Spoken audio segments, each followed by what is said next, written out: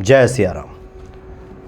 मूक होई वाचाल पंगु चढ़े गिरिवर गहन। ईश्वर की जब प्रेरणा होती है, ईश्वर की कृपा होती है, तो जो गूंगा व्यक्ति है वो बोलने वाला हो जाता है, वक्ता बन जाता है।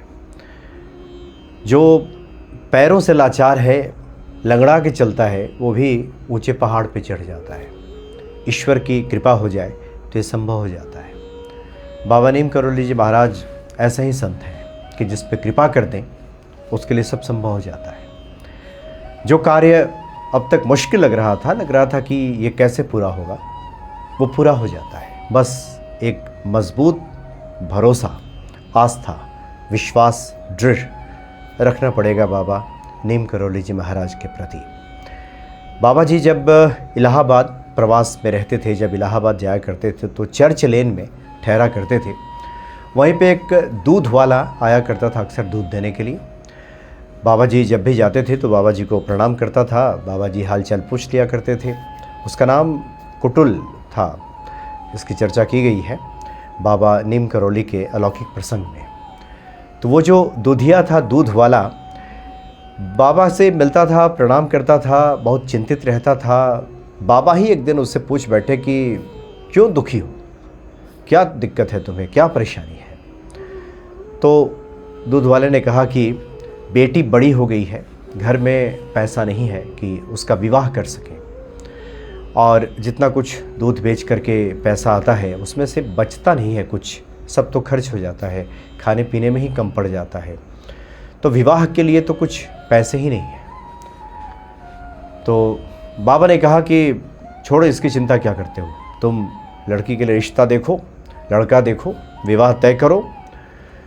अब आते जाते चर्च लेन में वो जो दूध वाला है आता जाता था, देखता था कि जिनके यहाँ दूध देते हैं वो लोग बाबा की बड़ी आव भगत करते हैं। बाबा की वो चर्चा सुनता था कि बाबा जो कुछ कहते हैं सब पूरा हो जाता है। वो भले ही आध्यात्मिक के गूढ़ रहस्यों को न जानता हो, आध्यात्मिकता से उसका परिचय ना हो, शास्त्र पुराणों को न जानता हो, लेकिन इतना वो जानता था अपनी सामान्य बुद्धि से, जो ग्रामीण क्षेत्रों में लोग इस बात को कहते हैं कि वृथा न जाई देव ऋषि वाणी। देवों की और ऋषियों की जो वाणी है, किसी संत महात्मा की वाणी वृथा न जाई, मतलब कि ये व्यर्थ नहीं जाता, वो पूरा होकर रहता है। इतना उसको भरोसा था कि कोई साधु कह रहे हो तो ये होकर रहेगा, ये भरोसा उसका पक्का था। बहुत बार होता है कि हम लोग बहुत पूजा पाठ करते हैं, बहुत आध्यात्मिक जानकारी होती है, भरोसा नहीं होता उस प्रकार का, बहुत कुछ जान लेने के बाद भी, बल्कि बहुत जान लेने के बाद ही भरोसा कम होने लगता है। व्यक्ति शब्द जाल में फंसने लगता है, बहुत सारी बातें उसके दिमाग में आने लगती है।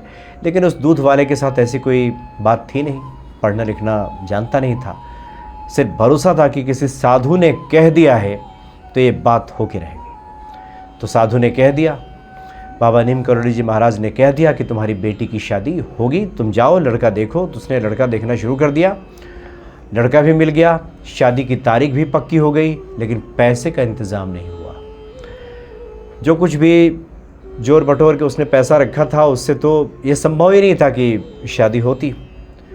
तो बहुत परेशान हुआ और बाबा के पास फिर गया कि बाबा आपने तो कहा, हमने तो सब कर दिया, लेकिन पैसा है नहीं कि हम लड़की का विवाह कर सकें। बाबा ने पुनः कहा कि चिंता क्यों करते हो, हम हैं ना, तैयारी करो, सब हो जाएगा।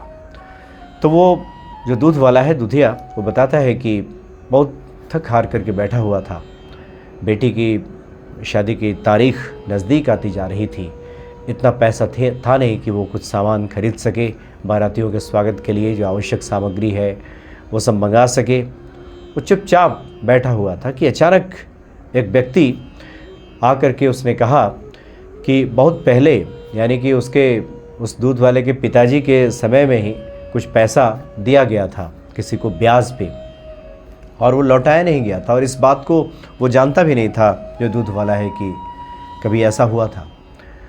लेकिन वो व्यक्ति आकर के उसने कहा कि तुम्हारे पैसे मेरे पास हैं, और वो ब्याज सहित पैसे लौटाने आया है, उसने, उस व्यक्ति ने कहा, और उसने पैसे लौटाए। अब इतना पैसा उसने लौटा दिया ये बताते हुए कि पहले कभी तुम्हारे पिताजी के समय में हमने लिया था और उसका ब्याज जोड़ करके इतना हो गया है। अब इतनी रकम आ गई जिससे कि धूमधाम से बेटी का विवाह हो सके। अब उस व्यक्ति को प्रेरणा देने वाले कौन थे आखिर? वो थे बाबा नीम करोली जी महाराज, क्योंकि ईश्वरीय प्रेरणा से सब संभव हो जाता है। वो जो दूध वाला है भागता हुआ बाबा जी के पास गया और बाबा जी संजोग से चर्च लेन में ही ठहरे हुए थे।